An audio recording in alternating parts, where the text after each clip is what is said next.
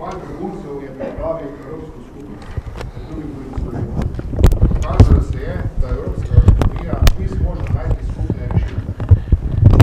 Tisoči pripadnikov v Bruslju in v posameznih državah se ne uspe približati niti še tako minimalnih kompromisov, kaj šele učinkovitim rešitvam. Tako neusklajeno in nekompetentno ravnanje pristojnih resorjev širom Evropske skupnosti je povzročilo padec temeljnega kamna unije. To je medsebojnega zaupanja in spoštovanja dogovorjenja. Namesto skupnega iskanja rešitev je prevladalo medsebojno obtoževanje in ignoriranje. Neuspešnost reševanja begunske krize bo vplivala tudi na gospodarska gibanja. Prav temeljne vrednote Evropske skupnosti, to je prosti pretok, ne samo ljudi, so naša ključna prednost pred drugimi deli sveta. Slabo delovanje šengenskega območja ali celo njegovo ukinitev bi imela za gospodarstvo neslutene posledice. Ne gre le za bistveno večje stroške. Predstavniki prevoznikov so izračunali, da že, če bi v prestopu meje tovornjaki potrebovali ur več časa, bi po našemu gospodarstvu pomenilo vsaj 8 milijonov dodatnih stroškov. Zastoji na meji ne povzročajo le enourne zamude, se lahko zavleče tudi v nekaj dni in stroški narastejo. Podobno so tudi v turističnem gospodarstvu pozorili, da če le vsak 10 Italijan ali Avstrijec zaradi daljšega prečkanja meje ne bi obiskal v Slovenijo, bi to pomenilo preko 55 milijonov izgube turističnega prihodka. Naslednji korak bi lahko bil odmikanje od enotnega in prostega trga. Ščitenje posameznih gospodarstv z nezakonitimi mehanizmi in zapiranje dostopa do posameznih trgov. Zato smo tudi na nedavnem slovensko-mađarskem poslovnem srečanju soglašali z zahtevo, da pričakujemo od naše vlade in od Evropske komisije, da zaščiti temeljne evropske vrednote na zunanjih mejah Evropske unije. Ne pa so izpostavljene mišičnih ograj in drugih tehničnih preprek med državami članicami. Ne delamo si iluzij, da bi zavarovanje Evropske skupnosti na zunanjih mejah prispevali k rešitvi begunske krize. Tako pa bi prispevali k ohranitvi in okrepitvi Evropske skupnosti. Zadnje, sedaj predajam besedo gospodu ministru, ki bo poželil še ena.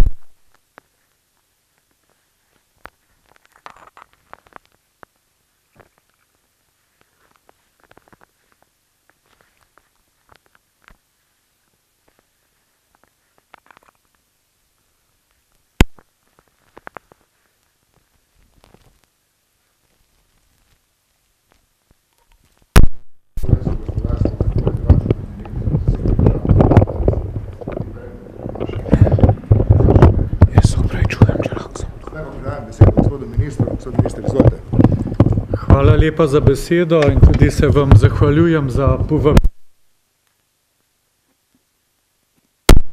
vašega upravnega odbora in prepričan sem, da takšni sestanki so lahko zelo koristni, zlasti zato, ker zunanja politika odigrava tudi v gospodarskem življenju izjemno pomembno vlogo. Zato bom morda nekaj besed namenil temu, kakšna je pravzaprav aktualna mednarodna situacija, potem nekaj besed o razmerah znotraj Evropske unije, potem o soočanju z migracijsko krizo in tudi, kot je bilo že rečeno, o odnosih z našimi sosedami, potem državami EU in drugimi strateškimi partnerji.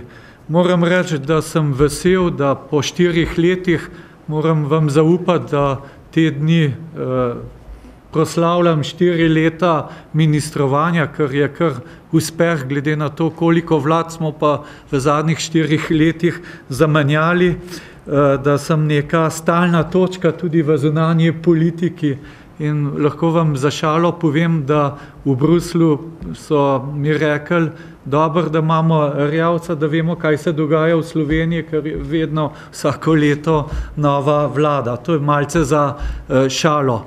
Ampak kar pa hočem resnično povedati, pa je to, da v teh 4 letih pa moram reči, da smo znotraj Ministrstva za zunanje zadeve dokončno uveljavili gospodarsko diplomacijo. Moram reči, da do mojega prihoda gospodarska diplomacija znotraj Ministrstva za zunanje zadeve v okviru zunanje politike ni imelo tisto mesto, ki bi si ga zaslužilo. Morda je to rezultat tega, da v 90-ih letih smo se predvsem ukvarjali s tem, kako bi postali samostojna, neodvisna država, članica različnih mednarodnih organizacij. Veste, da ključni cilj je bilo članstvo v Evropski uniji, članstvo v Zvezo NATO, članstvo v OECD in tudi vse strategije, vsi dokumenti, vse aktivnosti so šle pač v to smer. Ne nazadnje pa moramo reči, da tudi v tem obdobju mi kakšne večje gospodarske krize nismo občutili. Pravzaprav smo ves čas od osamosvojitve naprej rastli, tudi naš bruto domači produkt in kar nekako se nam je samoumevno zdelo, da se bo to ves čas dogajalo. Še leta 2006-2007 moram reči, da ni bilo prav veliko ljudi, ki bi razmišljali o tem, da nas lahko doleti neka globalna finančna gospodarska kriza. In iz tega razloga mislim, da so bile prioritete na resorju zunanje politike pač drugače postavljene. No, ko pa nastopila ta gospodarska kriza, smo se pa zavedli, da če ne bomo tukaj v pomoč slovenskemu gospodarstvu, ki pa sloni na izvozu, zato sem tudi zelo zadovoljen tega podatka, da je bila realizacija 30 milijard evrov, da pravzaprav nimamo druge možnosti, kot da izdelujemo dobre izdelke, storitve in da to izvažamo. In tukaj mislim, da je eden od stebrov slovenske zunanje politike tudi gospodarska diplomacija in v deklaraciji, ki je bila sprejeta lansko leto, to se pravi deklaracija o zunanji politiki Republike Slovenije in pa o strategiji, ki jo je sprejela vlada, ima gospodarska diplomacija svoje mesto in svoj pravi položaj. Seveda pa to ne pomeni, da s tem je ta naloga zaključena in zato menim, da takšni pogovori zlasti z gospodarstvom in tudi večkrat sem gost gospodarske zbornice in tudi nekaj drugih združenj prispevajo k temu, da nam tudi pomagate, kaj je tisto, kar pravzaprav slovensko gospodarstvo pričakuje od slovenske zunanje politike. Da bomo imeli lahko kasneje tudi zelo odprto razpravo, sem povabil tudi generalnega direktorja Direktorata za gospodarsko diplomacijo in pa gospoda Štera, ki je legenda, kar se tiče konzulare, in vem, da prav konzularna vprašanja so dokaj pogosta vprašanja znotraj gospodarskega prostora. Kot sem povedal, rad bi nekaj besed povedal o tem, kakšna je trenutna mednarodna situacija. Predsednik je zelo lepo omenil, kaj pomeni te migracijske grožnje, kako lahko to negativno vpliva, vendar je treba vedeti, da migracije so posledica določenih dogodkov. Migracije se dogajajo zato, ker pač mednarodna skupnost v tem trenutku ni sposobna uspešno na političen način reševati mednarodnih kriz.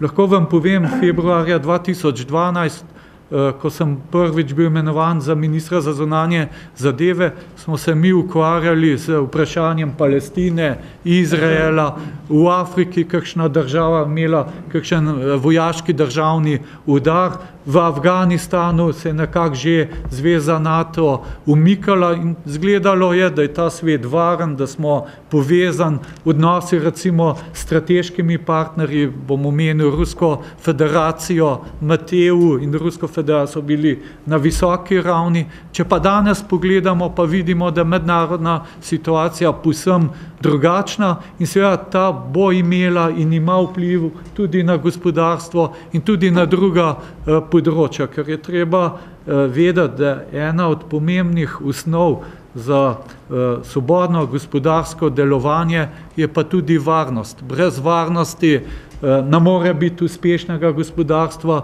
tudi ni uspešne socialne države in tako dalje, da ne bi odšel predaleč. In če pogledamo zlasti našo soseščino, smo lahko zaskrbljeni. Če pogledamo na vzhodu, imamo ukrajinsko krizo, ki je zelo zaostrila odnose med Evropsko unijo in pa Rusko federacijo. Jaz ne bi rad posebej poudaril, kako pomemben gospodarski partner je za Slovenijo Ruska federacija. Mislim, da če gremo na Dolenjsko in tam vprašamo, da bomo dobili odgovore. Pa ni treba samo na Dolenjskem, tudi na Gorenjskem imamo podjetja, ki so vezana na ruski trg. In seveda tukaj je potrebna tista zunanja politična spretnost, ki nam omogoča, da se nam ta vrata ne zapirajo. Zato moram reči, da sem včasih presenečen, ko berem ali pa ko slišim očitke, naš minister je pa prorusko usmerjen, on pa je rusofil in tako dalje. Poglejte, naloga ministra za zunanje zadeve je, da zastopa interese Slovenije in med temi interesi spadajo tudi gospodarski interesi. Res pa je, da kot minister, kot slovenska vlada smo pa dolžni, da vse to počnemo v okviru pravil, ki smo jih sprejeli, naprimer na nivoju Evropske unije. Če so sprejete gospodarske sankcije, gotovo se te gospodarske sankcije spoštujejo, ampak to ne pomeni absolutno prekinitev vseh odnosov, kot bi nekateri to želeli razumeti. Če gremo proti jugu, lahko vidimo krize, kot so Sirija, ki se je začela v letu 2012, Irak že v letu že prej z ofenzivo Združenih držav Amerike, potem se nam je pojavil ta fenomen nedržavnih akterjev, ki imajo sicer vse postulate države, tukaj zlasti mislim na Daesh, ki predstavlja resno grožnjo tudi za gospodarsko dejavnost. Recimo lahko vidimo, kakšen upad turistov je bilo po napadu teroristov v Parizu, koliko ljudje razmišljajo danes o tem, kam bom šel, kje bom preživel dopust, zato da bom tudi varno prišel nazaj domov. V preteklosti seveda takšnih razmislekov ni bilo. Potem imamo Libijo, kjer je pravzaprav prišlo do razpada države. Potem imamo neke nove konfliktne situacije zelo pomembnih akterjev med Saudsko Arabijo in pa Iranom. Potem imamo tukaj konflikte med Turčijo in pa Rusko federacijo.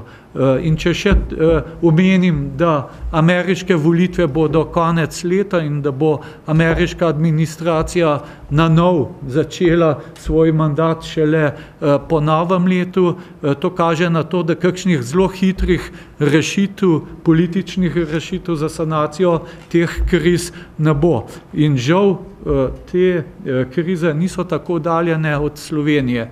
Vi kot menedžerji, kot tisti, ki vodijo gospodarska podjetja in potujete v soseščini, lahko vidite, kako blizu je Turčija, kako blizu je Iran, kako blizu je Libija, kako je blizu Ukrajina, kar kaže na to, da ima vse to tudi gotovo vpliv na našo državo, zlasti pa tudi na Evropsko unijo. Ampak ne glede na vse te probleme, s katerimi se sooča mednarodna skupnost in kjer ni hitrih rešitev, moramo pa mi poskrbeti za to, da bodo stvari tekle normalno, da bo zagotovljeno, da bo lahko naš slovenski državljan varen v svoji državi, da bo lahko gospodarstvo v naši državi in tudi v mednarodnem prostoru uspešno poslovalo, in to je ena od pomembnih nalog zunanje politike, če želimo seveda skozi zunanjo politiko uresničevati naše nacionalne interese. Morda je zdaj pravi trenutek, da se dotaknem migracij. Migracije so pravzaprav posledica vseh teh kriz. Seveda pa ni izključna posledica samo te krize. Treba vedeti, da se svet globalizira, da ljudje, ki živijo na zelo revnih področjih, imajo dostop, da vidijo, kaj se po svetu dogaja in ne glede na to, kako smo nezadovoljni doma s stanjem v državi, z našim gospodarstvom, socialno državo ali pa nezadovoljni z Evropsko unijo, je pa zanimivo, da je to še vedno najbolj atraktiven del sveta. Vsak Afričan, vsak, ki prihaja iz Azije, če bi ga vprašali, kje bi želel živeti, verjemite, da velik delež teh ljudi bi prepoznali Evropsko unijo. In zato tudi ta migracijski val ni samo posledica teh mednarodnih kriz, ampak je tudi posledica tega, da mladi pač želijo neko boljšo prihodnost, neko boljšo priložnost in vidijo Evropo kot tisti kontinent, ki mi lahko to priložnost nudi. In zato tudi, če pogledate strukturo migracijskih valov, lahko rečem, da še lansko leto, septembra, oktobra, novembra, lahko dejansko govorimo, da v teh migracijskih valovih so bili migranti, ki so bežali pred vojnim nasiljem. To so bili pretežni iz Sirije, Iraka, tudi v Afganistanu, kjer se je žal situacija poslabšala. Medtem ko danes pa lahko opazimo, da se je ta struktura migracijskega vala precej spremenila. Danes imamo v tem valu veliko Maročanov, kjer ni neke posebne vojaške grožnje, Tunizijci, Alžirci in tako dalje, da ne bom vseh našteval. In seveda, mi kot vlada je pa naša naloga, da s tem migracijskim valom čim bolj ustrezno upravljamo. Seveda pa to en nov izziv za celotno Evropsko unijo. Treba je vedeti, da pravila Evropske unije so bila postavljena na nekih idealnih podlagah, na podlagah, ko nismo pričakovali, gospodarske krize, bančne krize, migracijske krize. In zato je potrebno vsa ta pravila nadgraditi in recimo, kaj je posledica finančne in gospodarske krize, da smo šli v monetarno unijo, v bančno unijo, da smo zgradili pač določene mehanizme na nivoju Evropske unije, ki bi preprečevali takšne situacije, v katere smo zapadli v času gospodarske in finančne krize. In podobno je sedaj, ko se soočamo s to migracijsko krizo, treba vedeti, da šengenski sistem ni predvidel tako množičnih migracij. Schengen je zelo dobro prilagojen, pa kdo bo rekel, pa niti ne preveč dobro, zato ker imajo gospodarstveniki včasih težave, ko vabijo svoje poslovne partnerje iz tretjih držav, pa vemo, da je procedura za vizo včasih precej zapletena, ampak prav gotovo pa šengenski režim ni bil postavljen za to vrstne migracijske valove. In zato ni čudno, da teh rešitev pač čez noč ni in da se bodo te rešitve s časoma vzpostavile. Rečeno je bilo, Evropa ni sposobna najti ustrezne rešitve, Evropa je neučinkovita, vendar vi morate vedeti, da znotraj Evropske unije ima vsaka članica tudi svoje nacionalne interese, ki včasih niso v skladu z interesi celotne Evropske unije. Tudi je treba se zavedati, da mi zunanje politike nismo prenesli na evropski ravni in zato je zelo težko najti neke enotne rešitve, zato ker vsakdo pač zastopa nek svoj nacionalni interes. In vam lahko, na primer, povedal v primeru gospodarskih sankcij proti Ruski federaciji. Če bi bila zunanja politika Evropske unije v domeni Evropske unije, to se pravi Bruslja, bi verjetno pač ta odločitev bila sicer enotna, ne bilo problemov, zato ker bi jo sprejeli iz centra, tako ker pa ta zunanja politika je še vedno politika nacionalnih držav, članic, so pa tukaj različni interesi. In vam lahko povem, recimo, baltske države, Poljska, skandinavske so bile za zelo ostre sankcije proti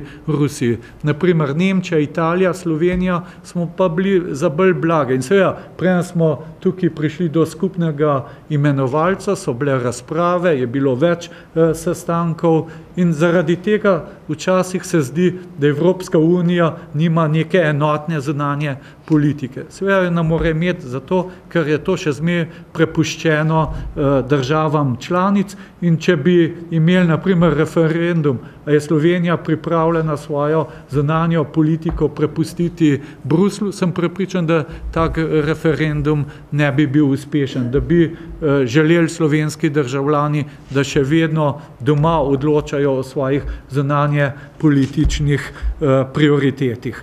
Zdaj, glede migracijskega vala moram reči, da prihajajo odločilni dnevi, kar se tiče, na kakšen način bo Evropska unija oziroma države, zlasti tiste, ki smo na balkanski migracijski poti, kako bomo odreagirali.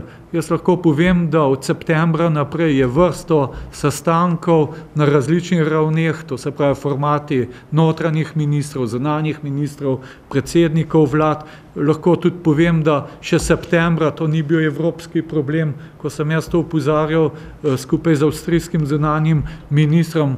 Nihče ni hotel o tem govoriti, to sploh ni evropski problem, to je nek regionalni problem povezan z Zahodnim Balkanom in delno srednjo Evropo. Danes je pa prepoznano, da je pač migracijska kriza je evropski problem. Seveda težava je pa v tem, da v preteklosti na različnih nivojih so bili sprejeti različni sklepi, ki pa niso bili do danes implementirani. Naprimer, veste za dogovor med EU in Turčijo, tam je bilo dogovorjeno 3 milijarde evrov pomoči za to, da bodo Turki begunce zadrževali na svojem ozemlju. Potem so bili sklepi, da je treba pomagati Grčiji, kar se tiče centrov za begunce, potem glede Frontexa. V decembru je Evropski svet sprejel odločitev, da je potrebno vzpostaviti evropsko ozemeljsko in obalno stražo. Jaz moram reči, da do implementacije tega bo trajalo še nekaj časa. Kaj hočem povedati? Da sklepe imamo, vendar seveda ključna je pa implementacija teh sklepov. To je pa seveda povezano z visokimi finančnimi sredstvi in pa tudi z človeškim potencialom, ker če mi želimo vzpostaviti neko učinkovito obalno stražo, to pomeni toliko patruljnih ladij, toliko vojakov, policistov in osebja, ki mora pač zagotoviti to varovanje zunanje evropske meje.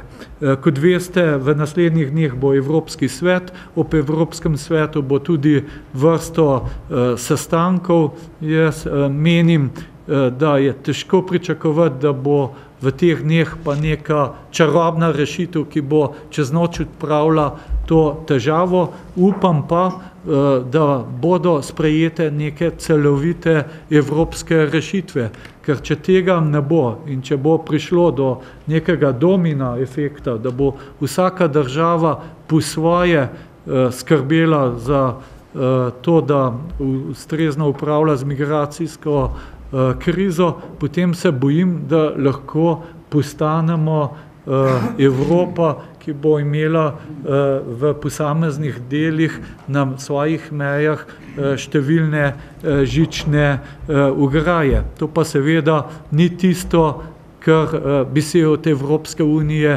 želeli. Mi želimo, da to ostane odprt prostor. Seveda je pa za razumeti, če bodo države pred takšnim izzivom, naprimer, ne vem, hipotetično govorim, če Avstrija zaostri pritok migrantov na svoj teritorij, potem bo gotovo Slovenija odreagirala. Mi ne moramo dopustiti in dovoliti, da bi pa Slovenija postala migrantski žep. In zato je pomembno, da bi imeli neko celovito evropsko rešitev, ki bi pač omogočala ustrezno upravljanje s to migracijsko krizo. Jaz lahko samo to povem, da jutri imamo sejo vlade, kjer bo gotovo tudi razprava o teh zadevah, ker jim moramo tudi predsedniku vlade podati ustrezen mandat, da bo lahko zastopil interese Slovenije v okviru Evropskega sveta, ampak jaz vam še enkrat zagotavljam, mi kot vlada bomo vse storili, da zaščitimo slovenski interes, ker si ne predstavljam, kaj bi se zgodilo, da bi tukaj nastal žep, da bi nam nekontrolirano prihajali na tisoči migrantov, to bi vplivalo na varnostno situacijo in da ne govorim še o drugih negativnih posledicah. Tako da, kot rečeno, glede migrantske krize bomo videli, kaj se bo dogajalo v naslednjih dneh. Treba je pa vedeti, da Slovenija je tranzitna država, ni ciljna država. Treba je vedeti, da Slovenija ni tista, ki ima čarobno palico in lahko sama reši nek globalen problem, ampak da je to problem, ki je širše narave, ker včasih zlasti znotraj tega političnega prostora slišimo očitke, ja, Slovenija pa ni tega naredila, vlada ni tega.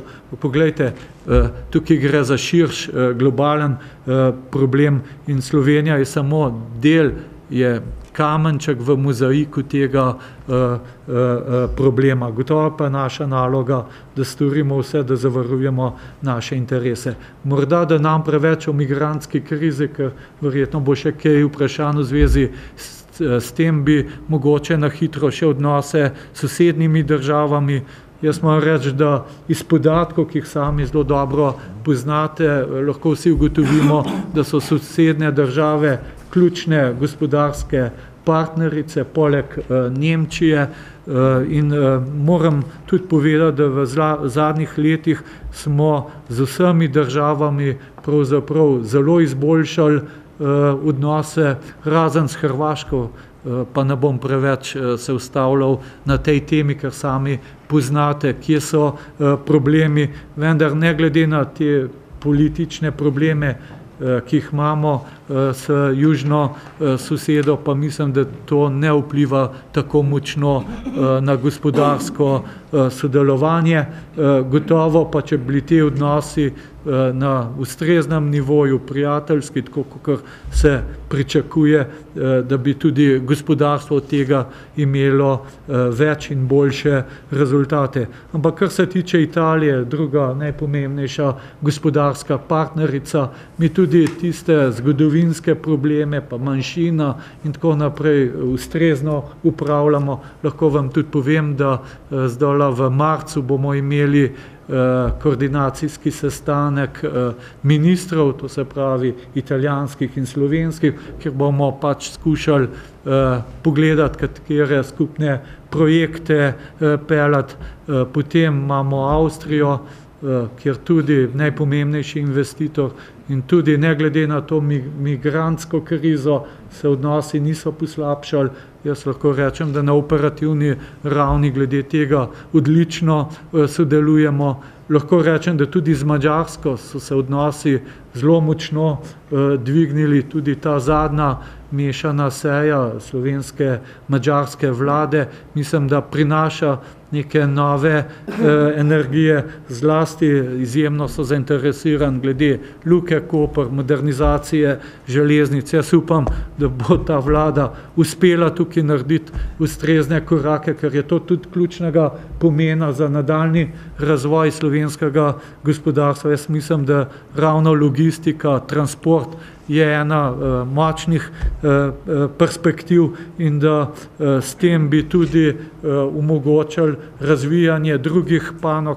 Ne samo povem, lansko leto, ko sem bil v Južni Koreji v podjetju Hyundai z vodstvom, Oni so rekli, če boste vi modernizirali železnico, Luko Koper, povečali kapacitete, ni rečen, da ne po Sloveniji, pa kakšno tovarno postavili, kjer bi delali določene dele, da se jih navozi iz Južne Koreje v Koper. Hočem reči, takoj so druge sinergije in zato se mi zdi pomembna ta odločitev tega mešanega podjetja, ki ga ustanavlja država, kjer bomo vložili 200 milijonov za izgradnjo drugega tira in privabili tudi strateške partnerje. Madžari so že povedali, da bodo vlagali, mislim, da bodo tudi Južnokorejci in tudi še nekatere druge države, Slovaška, Češka, ki imajo tudi velik interes. Tako da, kar se tiče sosednjih držav, jaz mislim, da tukaj lepo peljemo te odnose. Je treba pa vedeti, da ravno sosedi so odnosi vedno najbolj občutljivi, tam je treba res biti pazljiv, ker so ti odnosi vedno subtilni. Zdaj, glede nove hrvaške vlade, naj povem, da načrtujemo obisk hrvaškega zunanjega ministra tukaj v Ljubljani. Jaz odkrito povedano ne pričakujem, da bo tukaj ne vem kakšen preboj, da bomo čez noč razrešili vsa odprta vprašanja, ampak mislim pa, da je prav, da imamo dialog, da skušamo najti tudi skupne gospodarske priložnosti. Zdaj še nekaj besed glede sodelovanja gospodarske diplomacije in pa gospodarstva. Jaz vem, da tukaj je ključno zlasti vloga naših DKP-jev, diplomatskih konzularnih predstavništv, naših ekonomskih svetovalcev. Seveda tukaj je več akterjev, tudi gospodarska zbornica, naprimer načrtujemo skupaj obisk na Japonskem, potem so še drugi akterji. Jaz mislim, da tukaj je zelo pomembno, da delujemo enotno, glede na to, da denarja za te stvari ni prav veliko, bi bilo prav, da ga skušamo čim bolj racionalno uporabljati ali pa porabljati, da ne podvajamo aktivnosti. Tako da glede tega imamo naslednji načrt. Letos odpreti veleposlaništvo v Iranu, te priprave že tečejo. Jaz upam, da v jeseni se bo to zgodilo. Minister za finance mi je zagotovil tudi sredstva za to, tako da verjetno bom tudi obiskal ob odprtju veleposlaništva Teheran, Iran in morda bi takrat tudi šli z eno gospodarsko delegacijo odpreti veleposlaništvo. Sicer pa moram reči, da vse moje bilateralne obiske skušam peljati na takšen način, da so z menoj tudi vedno nekateri gospodarstveniki, tisti, ki pač izrazijo interes, ker vam povem, da ob takšnih obiskah, ko je majhna delegacija 3, 4, 5 direktorjev, se da marsikaj dogovoriti, zlasti v državah, kot so države Centralne Azije, Severne Afrike. Mislim, da tam se da marsikaj izpeljati skozi tako delegacijo. Manj seveda, če greš na bilateralen obisk v Belgijo ali pa na Finskem ali pa ne vem kam, ker pač tam prosti trg deluje drugače. Medtem ko pa pri teh državah je pa ključno najprej, da so politični odnosi odlični in če so, potem so tudi gospodarske priložnosti. Če ni političnih odnosov, se lahko podjetnik tam trudi, matra in bo zelo težko uspel, razen če ima dobre veze z oblastjo. Tako da, kar se tiče diplomatske mreže, letos na vsak način Iran, mi imamo tudi velika pričakovanja glede te bilance od nekdanje države, naj bi tudi nekaj objektov pridobili in na ta račun bi odprli še nekaj veleposlaništev. Zlasti si želimo v Severni Afriki, ker je totalno neprimerno, da imamo samo Egipt za celotno Afriko. Jaz mislim, morali na severu, v sred, pa v Južni Afriki biti bolj aktiven. Tako da tukaj pač se bomo naprej trudili, zelo bi bila pa pomembna to vaša podpora, ne, ker če gospodarstvo tega ne zahteva na glas javno, pol tudi politika tega ne sliši. Jaz moram tudi reči, da sem dostikrat usamljen v teh prizadevanjih, zlasti zato, ker proračunskega denarja je vedno premalo. Moram pa reči, da moja osebna izkušnja, ko smo leta 2012-2013 zaprli 5 DKP-jev, se je pokazalo kot zelo negativno.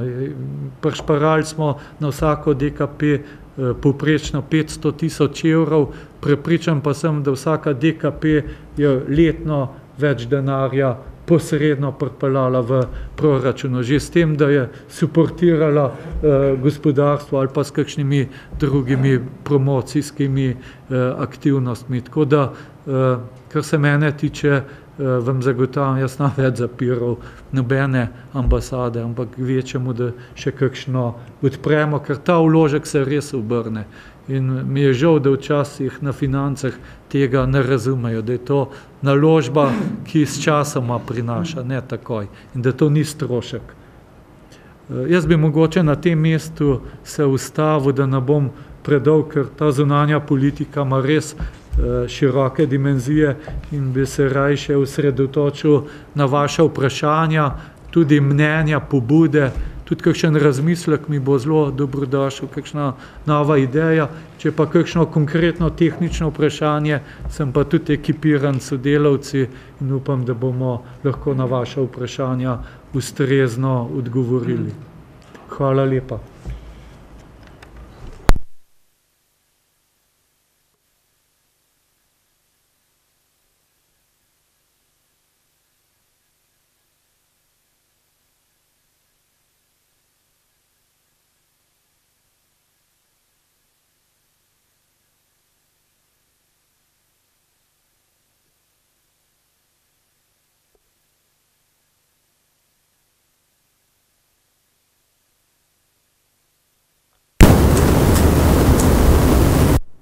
Zoran Marinšek.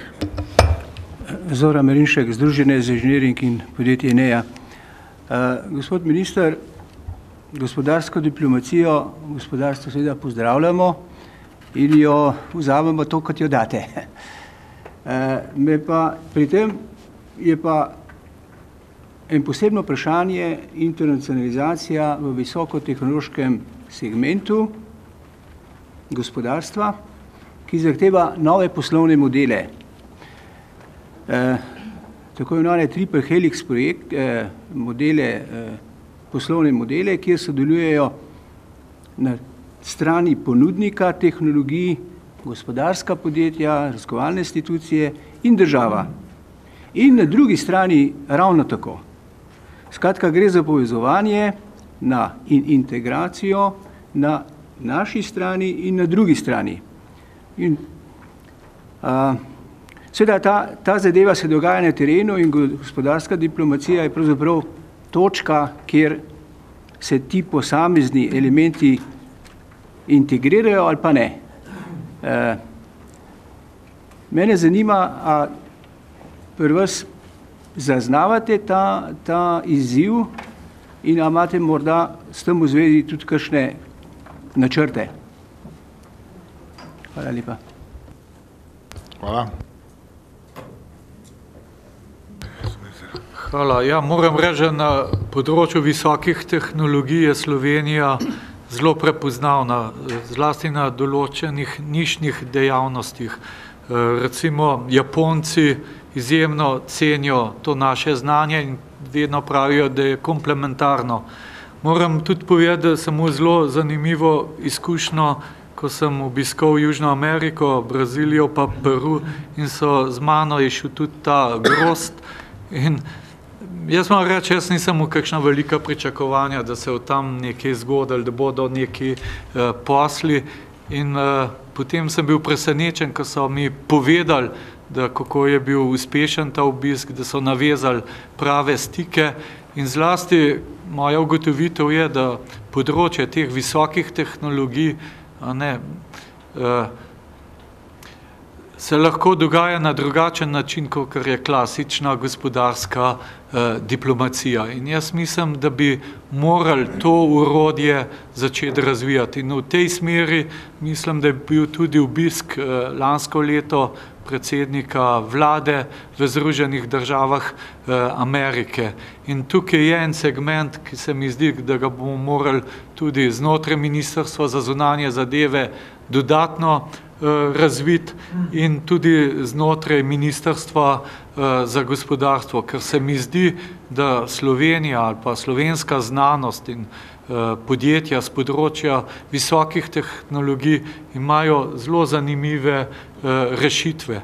In jaz mislim, da ravno taki trgi, kot je Južna Amerika, ko se zdi na prvi pogled, da je ta vložek zelo velik, če hočeš prodreti, je pa pri tovrstnih panogah, mislim, ena priložnost, kjer to ni potrebno, če imaš ta prave rešitve. Jaz mislim, da je tam bilo eno podjetje z menoj, ki je ponudil rešitev za urnike, za univerzo in za visoke šole in da so takoj uspeli s to rešitvijo prodreti. Tako da tukaj mislim, da je to en segment, kjer bi morali dodatno spodbujati. Ne samo tisto klasično gospodarstvo, ker ta pa tudi teče na teh ravneh preko spleta in preko teh visokih tehnologij. Še naprej. Gospod Nadin. Blaž Nadin, Gorenje, Orodjarne, drugače pa predsednik Združenja za kovinsko industrijo. Jaz bi mogoče opozoril na dve stvari, in sicer prva stvar je gospodarska diplomacija, ki jo razvijate, je prav gotovo ta prava stvar. Zelo pomembno se mi pa zdi, da tukaj na to, kar ste tudi sami opozorili, da se povežete tako z zbornico, kot tudi z Ministrstvom za gospodarstvo in da tukaj vodimo enotno politiko, ker bo samo takšna politika nam lahko vsem skupaj izvoznikov pomagala, da bomo prišli na tiste želene rezultate, ki jih v bistvu tudi lastniki od nas pričakujejo.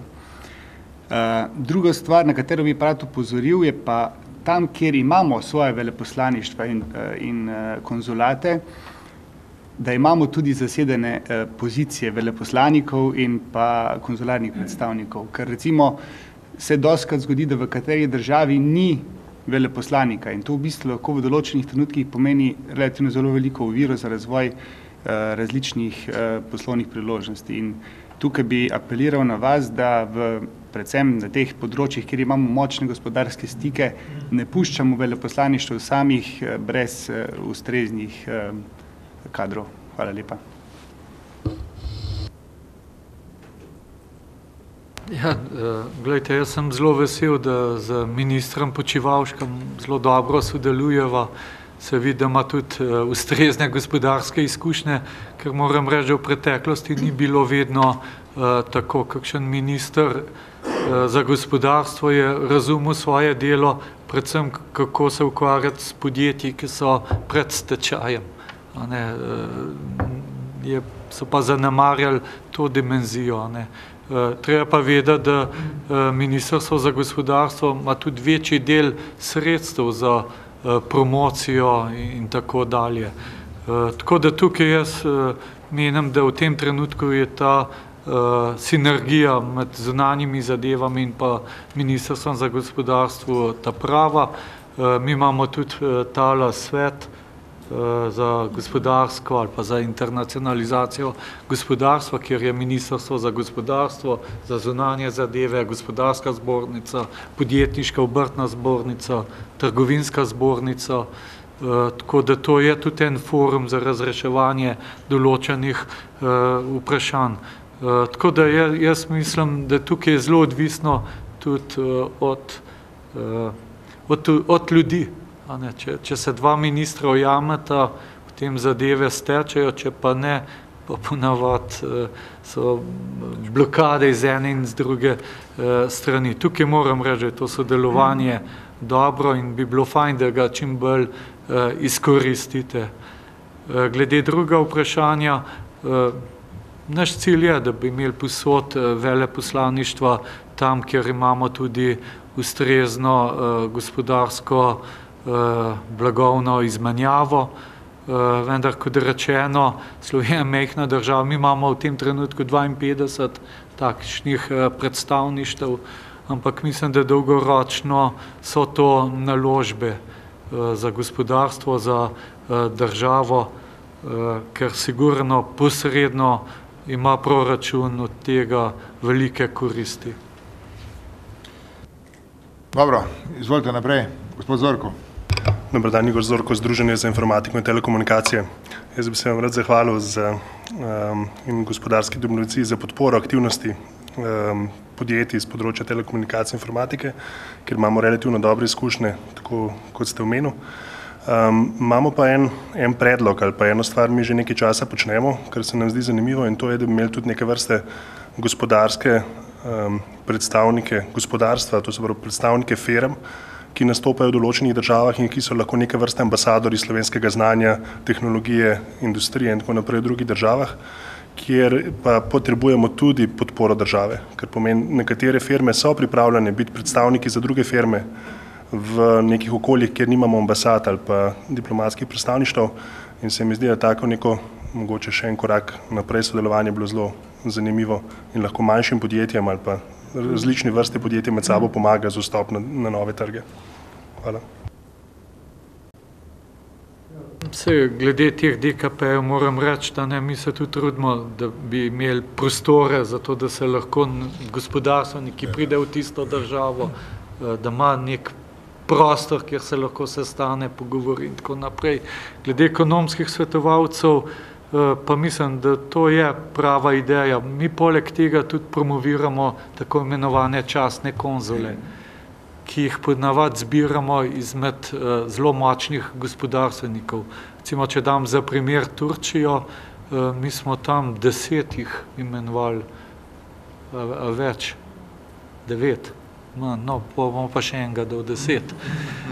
Ampak, gledajte, to so res pomembni poslovneži v Turčiji. Recimo, eden od njih dela ta tunel pod Bosporjem.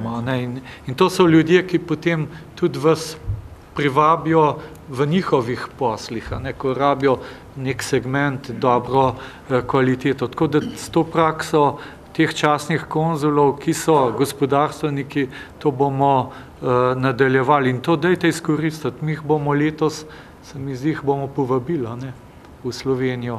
Takrat bilo fajn, da naredimo eno skupno srečanje in da se medsebojno malo pomrežite te stike. Ker res, to so zelo pomembne osebe. Saj za turške lahko rečem, eden je lastnik ne vem koliko pristanišče, eden ima čez vso vinogradništvo v Turčiji, eden največjih, ta je največji gradbenik, tako da to zelo tudi tako zbiramo, koga postavimo. Nekateri se pa pač ne izkažejo, tako kot posod. Dobro, izvolite naprej. Izvolite. Dekleva, Turistično-gostinska zbornica Slovenije. Gospod minister, v turizmu imamo še veliko rezerve za polnjenje državnega budžeta. Vlada se je v preteklem letu kar dobro angažirala in sprejela nekatere ukrepe za boljšo promocijo. Zdaj se vsi skupaj trudimo in so rezultati. Ampak, da dobimo več tujih gostov, to so še druge ovire, bi rekla, mogoče na nek način tehnične. In skupaj se moramo truditi, da tisk se že odločijo, da pridejo k nam, da tudi lahko pridajo. In problematika viz je tukaj že kar nekaj desetletij zelo pereča. Zdaj, za države, kjer nimamo svojega veleposlaništva, pa se lahko dobi vizo na pooblaščenih drugih veleposlaništvih iz EU. Vendar so tukaj pogosto težave, da tiste, ki želijo priti v Slovenijo, obravnavajo drugorazredno in bi mi prosili turistično gospodarstvo, da se take pritožbe zelo resno vzame in se na njih reagira.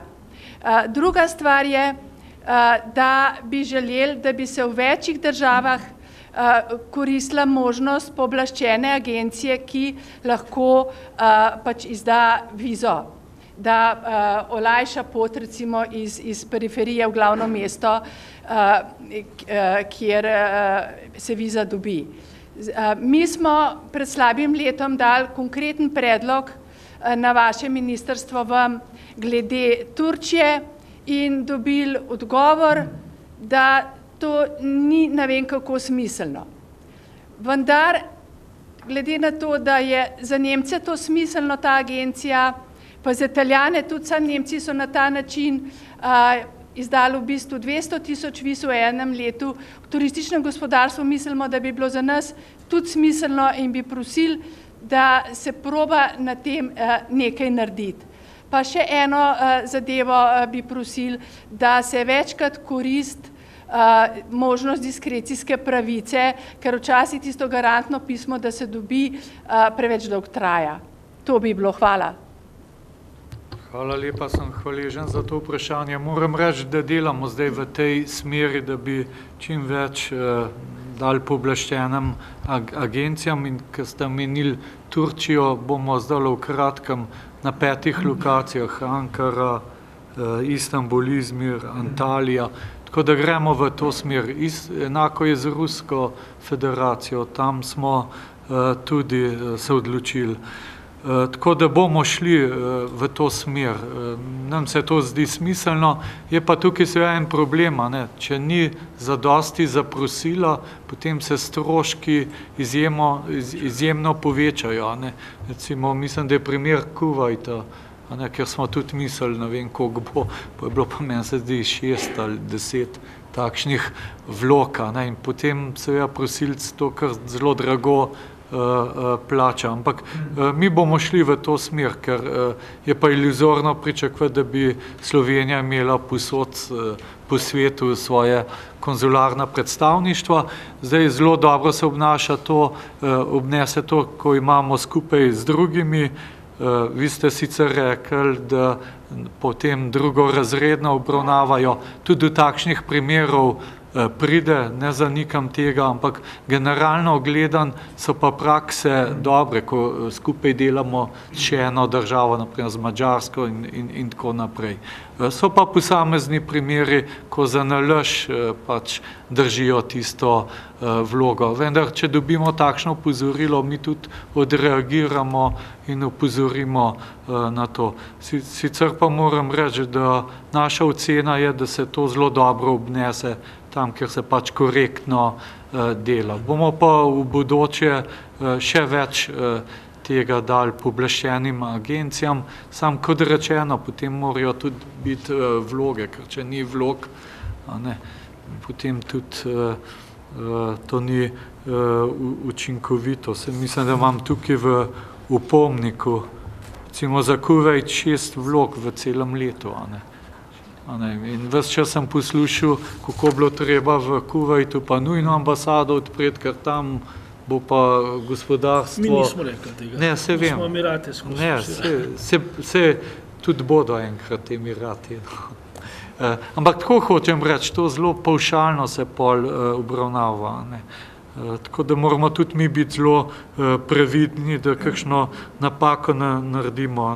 Ampak recimo, ne vem, na madžarskem veleposlaništvu v Abuji v Nigeriji je zdaj možen vizo tudi dobiti. Na takšen način skušamo si pomagati. Mi bomo pa Madžarom drugje to omogočili, tam, kjer imamo mi ambasado, pa oni nimajo. Doktor Arhar bi želel. Hvala, gospod predsednik, za besedo. Čestitke, gospod minister, za diagnozo evropske situacije in seveda tudi slovenske. Jaz mislim, da so vse značilnosti tega trenutka in problemi z vaše strani bili pokriti. Če dovolite, kljub temu, eni 2 dejstvi, ki se mi zdita izrednega pomena. Najprej za domačo situacijo, ker kje največ lahko naredimo najprej doma, mi sami, potem kje druge, seveda tudi v Evropi. Sam ste omenil, kakšna je naša geostrateška pozicija, kakšen pomen ima logistika v taki majhni državi. Ne vem, kje so vzroki, recimo, da se na tem segmentu stvari tako počasi premikajo. Morda je zdaj 6-7 let nazaj, ko je slovenski parlament sprejel dokument o modernizaciji slovenskih železnic, vreden 8 milijard evrov. Kaj se na tem segmentu premika, bore malo. V času, prosim, ko je denar, predvsem v Evropi, se z zgodovinskimi najnižjimi vrednostmi, se z negativno obrestno mero, se z možnostjo investiranja. Iz tega zornega kota moram po pravici povedati, se čudim tudi zbornici in ukrepom, ki jih je zapisala v ta glas gospodarstva, predvsem pod točko 3, ki je naslovila kreditiranje podjetij. Ne razumem tega namreč, tudi se strani zbornice. Ko je kriza nastopila, se je takoj začelo govoriti o kreditnem krču. Vlada je odreagirala, sprejela zakon o davku na bilančno vsoto bank, da tisti, ki ne bo kreditiran, bo dodatno kaznovan. Ljudje, povejte, kje so tisti, kamor se lahko ali komor se lahko posodi denar in ki so kredibilni. Verjemite mi, kreditnega krča ni. Tukaj je vprašanje sposobnosti investiranja podjetij, ki imajo take performanse, ki vlivajo zaupanje.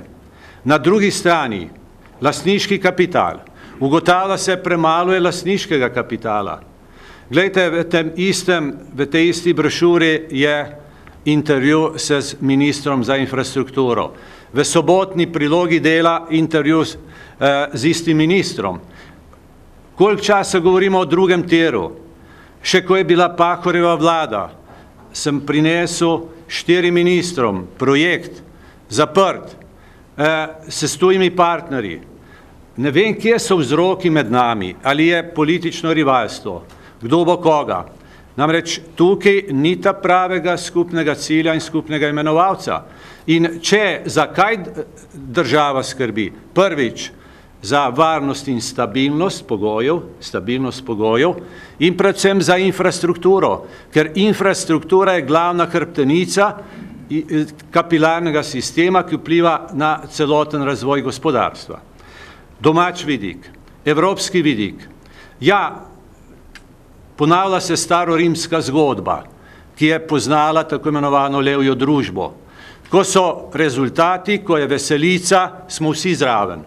Ko je kriza, ga išče z lučjo in je nacionalni interes. To je minister lepo poudaril zdaj in pokazal na primeru dejansko begunske krize.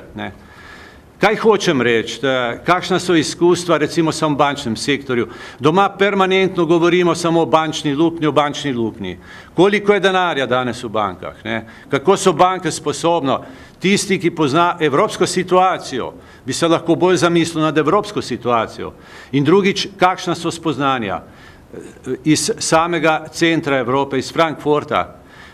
Bančna praksa je tako različna pri istih predpisih, da izjava ene najpomembnejših osebnosti iz Frankfurta morda potrebujemo 20 let za izenačitev prakse. In če bomo tukaj bolj papeški od papeža, če bomo mi sami sebi škodili, oprostite, jaz ne vem, kam to pele, krasne številke o našem izvozu, mi smo odprta ekonomija, mi od tujega trga živimo, ne od lastnega, ne. Ampak če ne bo investicije, oprostite, če vi gledate investicije, stara Evropa, stabilne investicije na nivoju 1/5 GDP-ja. Če se mi spomnimo 2007 Slovenije investicije 1/3 GDP-ja slovenskega, takrat v boomu. Kje smo pa danes? Če pogledaš samo Ljubljano, kako te je strah, ko ne vidiš gradbenih žerjavov. Ko stopiš do Dunaja, ko stopiš v ta mesta, povsod se nekaj dogaja. In gradbeništvo je persona non grata, kdor tako misli, je totalno v zmoti. Skratka, jaz se sprašujem, kaj je narediti za večje razumevanje med nami samimi, da mi sami sebi ne bomo sovražniki in da bomo na ta način tudi od Evrope potegnili tisto, ker Evropa se sama uči. In če bo nam diktirala administracija, suvereni državi, recimo, za katero vemo, kakšna in kako je. Jaz mislim, da zdaj od 2004 smo člani Evropske unije, od 2007 smo člani monetarne unije. Če se v tem času nismo toliko naučili, kaj se izplača, kaj se ne izplača, kje bodi pravoveren, moram reči, da je potem to zelo slabo za nas, ne. Z drugimi besedami, jaz bi pričakoval tukaj od celotnega auditorija, da je ta ocena čim bolj objektivna na vseh elementih. Ker si pravim, če imamo zdaj situacijo, globalno negotovost, zaradi gibanja cene nafte, zaradi gibanja velikih borznih pomembnih surovin, ne, pa na drugi strani velike koristi iz tega zornega kota, pa velike koristi pri ceni denarju. Jaz mislim, da to bi morali mi dodatno izkoristiti, ker mi se lažje prilagodimo kot majhna država vis-a-vis velikim državam, ne. In jaz moram tudi priznati, da tak zunanji minister, kot je gospod Erjavec, iz lastnih izkušenj, da se zanima za finančne stvari, kako to, one tretje stvari grejo, jaz sam prej te navade nisem, mislim, take prakse nisem doživel. Tako da, skratka, hočem reči, glede na vaše izkustvo, kot stebr vlade, peta vlada je od krize zdaj, če samo ta vidik človek gleda skozi logiko corporate governance, ker oprostite, tam, ker je država, se vse isto dogaja, ne? Če se tam stvari menjajo, se potem povsod menjajo.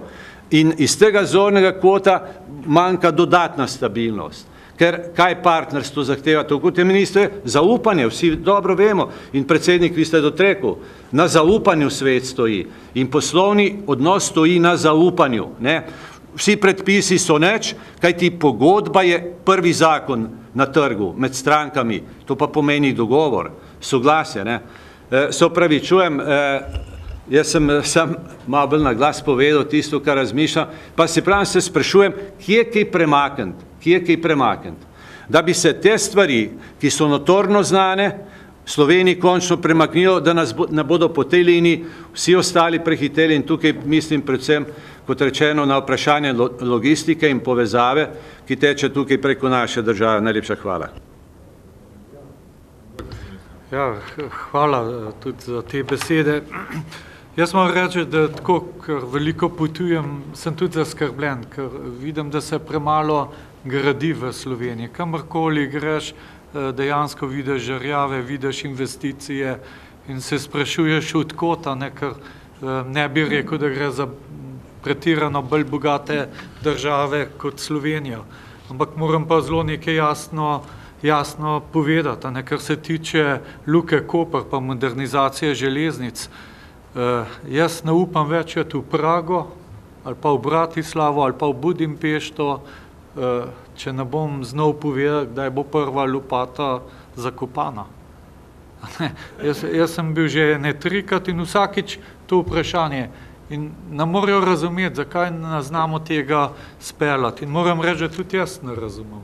Pa sem član vlade že dolgo, ampak zmes so neke ovire, takšne ali drugačne. Včasih mi zdi, da se tudi znotraj Slovenije ne znamo dogovoriti. In jaz sem prepričan, da kot država, kot nosilc neke iniciative bi morali to čim hitreje začeti. Potem sta tukaj dve razvojne osi. Jaz si ne predstavljam, ko mi razvijali Belo krajino in ta del Slovenije, če ne bo prišlo do izgradnje. Enako je glede tretje razvojne osi Koroška in to so stvari, ki jih moramo narediti, če želimo ostati konkurenčni. Ker mi, če bomo ostali na tej ravni, mi bomo zaostajali. In enako je glede energetike. Srednja Sava, ne vem, zakaj se tam nič ne dogaja. Ne vem, kje so ti problemi, ker vse to bi pognali tudi ostali del gospodarstva. Tako da tukaj Mislim pa, da so ključni trenutki, ker glede drugega tira, če to ne bo zgrajen do leta 2020, potem ga ne rabimo več. Ga bomo lahko imeli, ampak bolj tako za turistično znamenitost. Zato, ker bojo tokovi šli drugot. Bojo šli mimo nas. Je pa to seveda ena širša razprava in za vlado in za vse odgovorne v tej družbi. Ampak moram reči, da zelo težko grem v tujino, ker so vedno ista vprašanja in zmeraj težje odgovarjaš. Enako je v Južni Koreji. Mene so glavno spraševali, kakšna je vizija Luke Koper, kaj je železnico, bo seveda tudi govora o tem, tako da vam predlagam, da počakajte na jutrišnji. Sem to, številčne kvote so tudi možnost, tega ne bom povedal. Kaj pa širitev varnih držav? Glejte, sem vam povedal, jutri bo vlada gotovo obravnavala, tudi pripraviti navodila v zvezi glede Evropskega sveta, ki jih pač potrebuje tudi predsednik vlade. In v okviru tega bodo tudi verjetno sprejete določene rešitve. Ne verjamem pa, da jih bomo predstavili javnosti, dokler pač ne bo to nujno potrebno. Kaj boste danes sporočili? Govorili boste o odzivih Slovenije na begunsko krizo. Kaj bo vaše glavno sporočilo danes? Tukaj, da bomo storili vse, da bomo zaščitili slovenske interese, ker slovenski interesi niso samo varnost državljanov, varnost migrantov, ampak tudi, da zagotavljamo varno gospodarsko okolje. In ne glede na to, da doslej je prečkalo slovensko mejo več kot 460 tisoč migrantov, lahko ocenim, da kakšna večja gospodarska škoda zaradi tega ni nastala. Seveda se pa postavlja vprašanje, kaj bi pomenilo zaostritev nadzor na različnih mejah znotraj Evropske unije za gospodarstvo. To gotovo ne bi bila dobra popotnica in zato je zelo pomembno, da najdemo celovito evropsko rešitev. Lahko pa vaše ministrstvo lahko pomaga še gospodarstvu pri internacionalizaciji? Poglejte, mi smo pripravljeni pomagati na vseh področjih, seveda pa rabimo tudi spodbudo strani gospodarstva. In moram reči, da v zadnjih letih se dobro odzivamo na vse te pobude, tudi ko gre za naše gospodarske interese, ki ponavadi niso usklajeni s političnimi interesi. Mislim, da kar spretno sprejemamo rešitve, ki so dobre za gospodarstvo. Recimo odnosi z Rusko federacijo, gospodarske sankcije. Včeraj lahko rečem, da sem zadovoljen, da so bile spuščene gospodarske sankcije zoper Belorusijo zaradi napredka na različnih področjih. Tako da naša naloga v okviru gospodarske diplomacije je zlasti, kako najti poti za naše gospodarstvo, ne glede na ovire, ne glede na to, ali so uveljavljene naprimer gospodarske sankcije. Seveda pri tem moramo pa paziti, da ne bi kršili gospodarskih sankcij. Mislim, da je to sedaj eno od glavnih stebrov tudi slovenske zunanje politike. Podlago za to pa daje tudi deklaracija o zunanji politiki Republike Slovenije, ki je bila sprejeta lansko leto.